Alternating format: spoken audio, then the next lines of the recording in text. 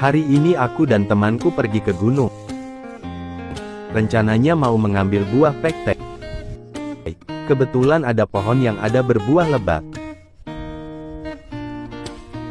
Kami pun menyiapkan gala untuk mengambilnya. Temanku pun mencoba manjat pohonnya, untuk diambil buah yang sudah tua.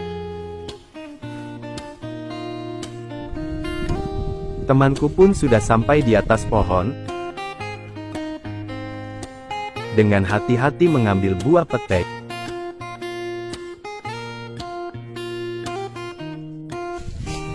Untuk selanjutnya nanti akan dijual ke pasar dan sebagian akan dimasak dijadikan sambal petek.